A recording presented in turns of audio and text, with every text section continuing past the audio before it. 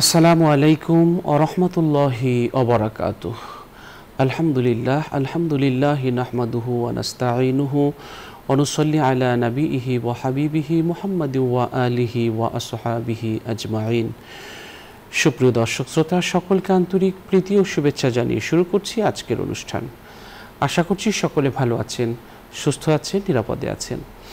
দর্শক, আজ অতিথি হিসেবে আমন্ত্রণ জানিয়েছি একজন বিশিষ্ট ইসলামী গবেষককে। আজ আমাদের সাথে অতিথি হিসেবে আছেন সাহিত্য সংস্কৃতি কেন্দ্র ঢাকা এর সম্মানিত জেনারেল সেক্রেটারি, বিশিষ্ট ইসলামী গবেষক মোহাম্মদ আল্লামা ইকবাল। আসসালামু আলাইকুম। ওয়ালাইকুম আসসালাম ওয়া রাহমাতুল্লাহি ওয়া বারাকাতুহু। মোহতারাম, কেমন আছেন? জি আলহামদুলিল্লাহ ভালো আছি। আপনি ভালো আছেন? আলহামদুলিল্লাহ ভালো আছি। দর্শক, আজ আমরা যে বিষয়টি নিয়ে কথা বলবো সেটি হচ্ছে নবীজির পেশাদারিত্ব। চমৎকার একটি বিষয়। নবীজি সাল্লাল্লাহু আলাইহি ওয়াসাল্লাম তিনি কাজ করেছেন, কাজের প্রতি উৎসাহ দিয়েছেন। কয়েক কেরাত মজুরিতে মক্কাবাসীদের বকরি চড়াতেন, পানি বহন করতেন। ইসলামের দৃষ্টিতে একজন সৎ এবং দক্ষ মুচিও একজন অসৎ অদক্ষ সুলতানের চেয়ে উত্তম। পৃথিবীর সমস্ত নবী রসুলগণ কাজ করেছেন, তারা জীবিকা উপার্জন করেছেন। আদম আলাইহিস সালাম তিনি কৃষি কাজ করেছেন। ইদ্রিস আলাইহিস সালাম তিনি কাপড় সেলাই করেছেন। নূহ আলাইহিস সালাম তিনি কাঠ মিস্ত্রির কাজ করেছেন। হুদ আলাইহিস সালাম তিনি ব্যবসা করেছেন। লূত আলাইহিস সালাম চাষাবাদের সঙ্গে জড়িত ছিলেন। ইব্রাহিম আলাইহিস সালাম কখনো ব্যবসা কখনো পশুপালন করতেন। ইয়াকুব আলাইহিস সালামের পেশা ছিল কৃষিকাজ এবং পশুপালন। শোয়েব আলাইহিস সালামের পেশা ছিল পশুপালন, দুধ বিক্রি করা। দাউদ আলাইহিস সালামের পেশা ছিল যুদ্ধাস্ত্র, লৌহবর্ম এগুলো নির্মাণ করা। সুলাইমান আলাইহিস সালামের ভিন্ন পেশা গ্রহণ করার চেয়েও নিজ সম্পদ রক্ষা এবং তদারকি করতে বেশি মনোযোগ ছিলেন সুলাইমান আলাইহিস সালাম। মূসা আলাইহিস সালাম একজন রাখাল ছিলেন। হারুন আলাইহিস সালামের পেশাও ছিল পশুপালন করে তিনি জীবিকা নির্বাহ করেছেন। ইলিয়াস আলাইহিস সালাম এর পেশা ছিল ব্যবসা এবং পশুপালন। আইয়ুব আলাইহিস সালামের পেশা ছিল গবাদি পশুপালন। ইউনুস আলাইহিস সালামের পেশা ছিল চাষাবাদ। জাকারিয়া আলাইহিস সালামের পেশা ছিল কাঠমিস্ত্রি।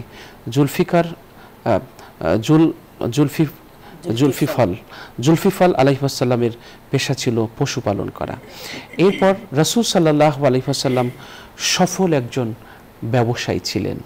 তিনি বণিক বংশে বাণিজ্য নগরীতে জন্মগ্রহণ করেছিলেন এবং তিনি ব্যবসা করে জীবিকা নির্বাহ করেছেন।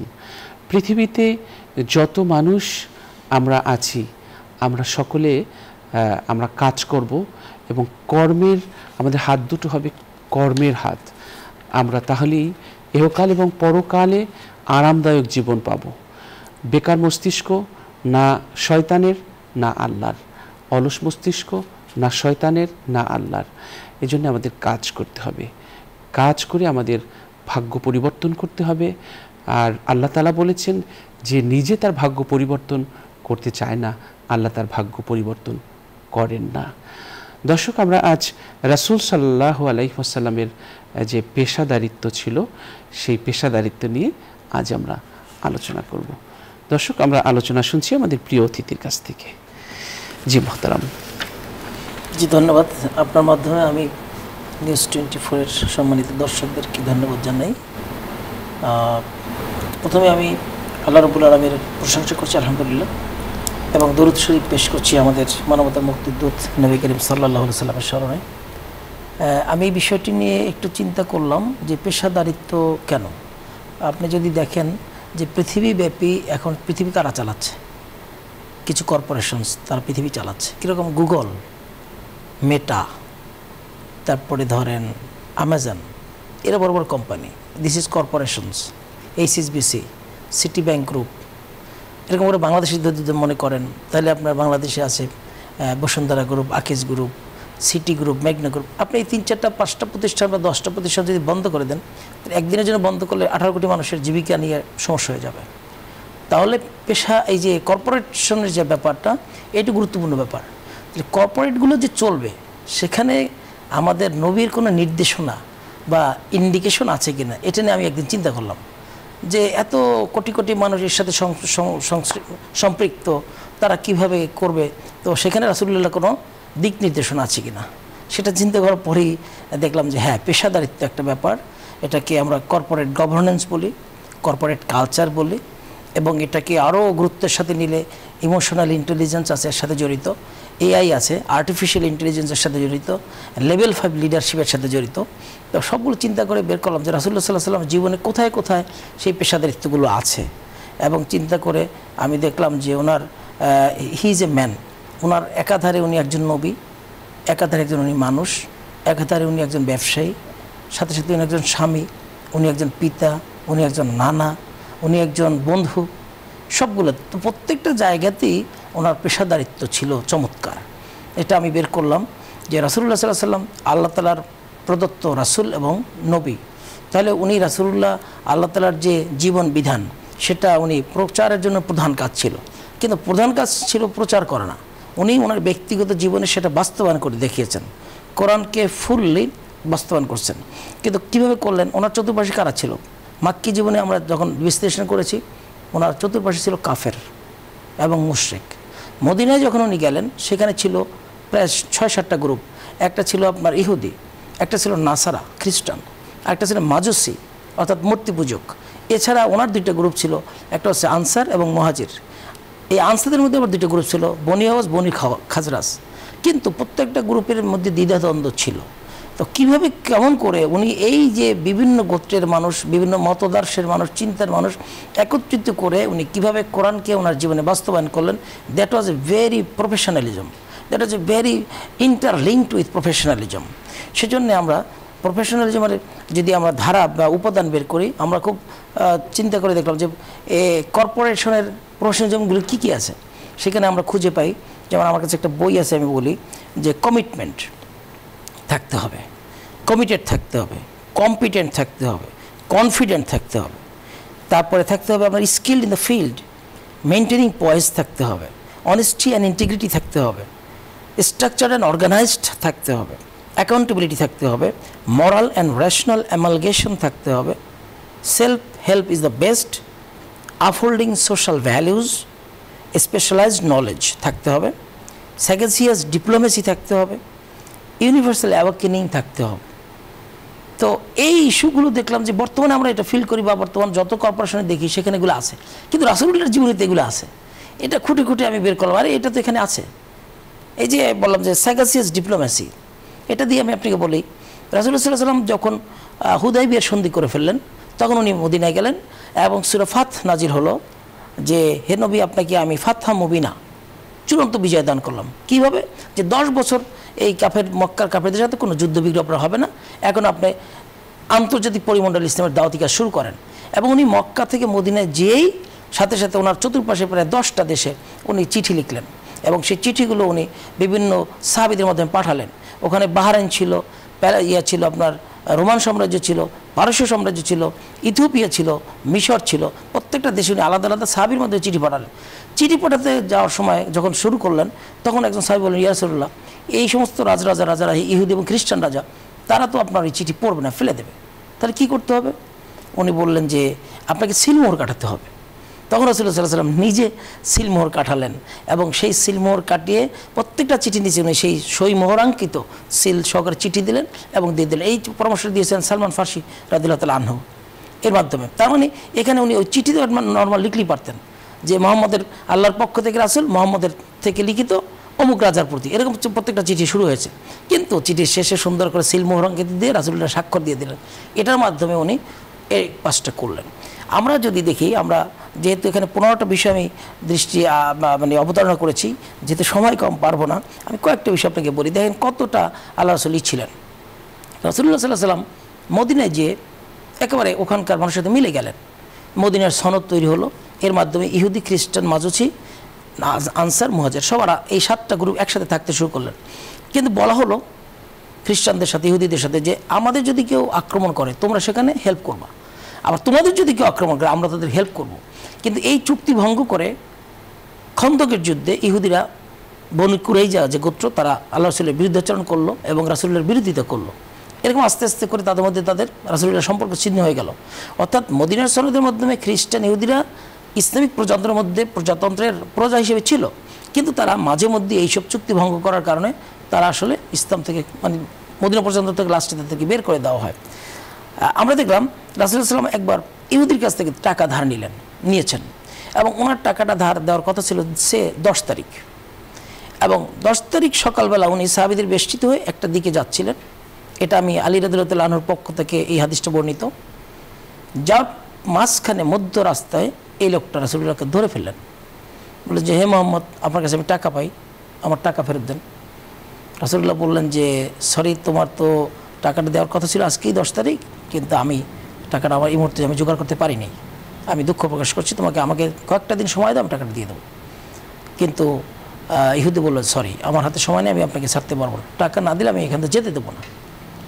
এরকম করার পরে জোহরের পরে তার রাসূলুল্লাহ বলছে ঠিক আছে, সেই ইয়ে তোমার আছে, যেহেতু টাকা তুমি পাওনাদার, সেই অধিকার তোমার আছে, তুমি আমাকে আটকে রাখতে পারো। রাসূলুল্লাহ বলেছেন সাহাবীরা বসে পড়ো এখানে, তাহলে আমি আর যাবো না। জোহর, আসর, মাগরিব, ঈশা পর্যন্ত উনি ওখানে বসেই থাকলেন। ইহুদি রাসূলুল্লাহকে ছাড়ছে না, টাকা না দিয়ে আপনি যেতে পারবেন না। ফজর হয়ে গেল, কিন্তু এর ইতিমধ্যে রাসূলুল্লাহর সাহাবী যারা ছিলেন তারা একটু উষ্ণা প্রকাশ করছেন, অথবা তারা একটু মানে ইহুদিকে ধমক দিচ্ছিলেন হালকা হালকা। রাসূলুল্লাহ বললেন যে না না, তোমরা কি করছো, তাকে ধমক দিও না, কারণ সে তো পাওনাদার, তার অধিকার আছে আমাকে আটকে দেওয়ার। ফজরের পরে ইহুদি এসে বলল যে আমি ঘোষণা করছি যে লা ইলাহা ইল্লাল্লাহু মুহাম্মাদুর রাসূলুল্লাহ, আল্লাহ ছাড়া কোনো মাবুদ নেই, আর আপনি সত্যি সত্যি আল্লাহ রাসূল। আমি আমার তাওরাতে যে আপনার বৈশিষ্ট্যগুলো পড়েছিলাম, সেটা আমি মানে প্রমাণ করার জন্য আপনাকে আটকে রেখেছিলাম। তো আপনার সবর শক্তি এবং আপনার সাহাবীদের সাথে যে ইন্টারাকশনটা করছিলেন, সেটা দেখে মনে হলো যে আপনি রিয়েলি নবী। তো আজকে থেকে আমি আমার সম্পত্তি সব আপনাকে দিয়ে দিলাম অর্ধেক, আর বাকিটা আমি রাখলাম, আর আমি আপনার ইসলামে যোগদান করলাম।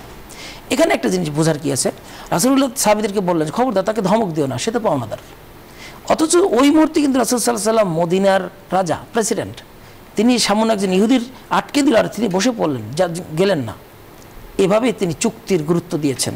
উনি ইচ্ছা করলে পারতেন যে আমি তো প্রেসিডেন্ট, তুমি পরে আসো, উনি ওনার সক্ষমতা ওনার শক্তি প্রদর্শন করতে পারতেন, কিন্তু করেননি। This was very much professional একটা ম্যাটার্স। আরেকটা প্রফেশনাল যেটা আমি আপনাকে বলি, রাসূল সাল্লাল্লাহু আলাইহি ওয়াসাল্লামের প্রথম যে যুদ্ধটা হলো বদর যুদ্ধ, আপনি জানেন যে সেখানে প্রায় 70 জন কাফের মৃত্যুবরণ করে, এবং 70 জন কাফেরকে বন্দি করে বদর প্রান্ত থেকে মক্কায় নিয়ে আসা হয়। আসার পরে তাদেরকে ওখানে আটকে রাখা হলো, এবং সাহাবীদের সাথে রাসূল সাল্লাল্লাহু আলাইহি ওয়াসাল্লাম বসলেন, জিজ্ঞেস করলেন যে কী করা যায় এদের ব্যাপারে। কোনো সাহাবী বললেন যে তাদেরকে কতল করে দেওয়া উচিত, কোনো সাহাবী বললেন যে না ইয়া রাসূলুল্লাহ, আমরা তো ইসলামিক স্টেট হিসেবে কেবল শুরু করছি, আমাদের অনেক আর্থিক দৈন্যতা আছে, অতএব এদের কাছ থেকে আমরা মুক্তিপণ নিতে পারি এবং তার মধ্যে ছেড়ে দিতে পারি। রাসূলুল্লাহ মাশওয়ারা ভিত্তিতে কাজ করতেন, মানে পরামর্শ ভিত্তিক কাজ করতেন। তো তখন উনি ঠিক করলেন যে হ্যাঁ ঠিক আছে, তাহলে আমরা তাদের মুক্তিপণ নিব। মুক্তিপণ নেওয়ার এক মুহূর্তে একজন সাহাবী রাসূলুল্লাহর সামনে, মানে সাহাবী না, মানে কাফের একজন অংশ রাসূলুল্লাহর সামনে আসলো, এবং তিনি তার মুক্তিপণ বাবদ একটা সোনার গহনা রাসূলুল্লাহকে প্লেস করলেন। রাসূলুল্লাহ এটা দেখে কেঁদে ফেললেন। পাশে সাহাবীরা বললেন রাসূলুল্লাহ হঠাৎ আপনি কাঁদছেন কেন? বলে যে বন্দী তোমাদের সামনে আছে সে হচ্ছে আমর ইবনুল আস ইবনে রবি, অর্থাৎ রাসূলুল্লাহর যে বড় মেয়ে জাইনাব রাদিয়াল্লাহু তাআলা আনহা, তার স্বামী। কিন্তু তখনও পর্যন্ত সে মুসলমান হয়নি, সে বদরের প্রান্তরে কাফেরদের পক্ষে যুদ্ধ করার জন্য আসছে, এবং কাফেরদের সাথে বন্দী হয়ে সে মদিনায় রাসূলুল্লাহর কাস্টডিতে বন্দী হয়েছে। তো রাসূলুল্লাহ সবাইকে দিয়ে দিয়েছেন যে তোমরা কেউ গহনা দেবা, কেউ সোনা দেবা, কেউ টাকা দেবা, কেউ যে দিরহাম দিবা, এছাড়া তোমাদেরকে ছাড়া হবে না। ও সেই দিরহাম যেটা ওর ভাগ্যে, মানে ওনার ভাগ্যে যেটা পড়ছে সেটা নিয়ে আসছে।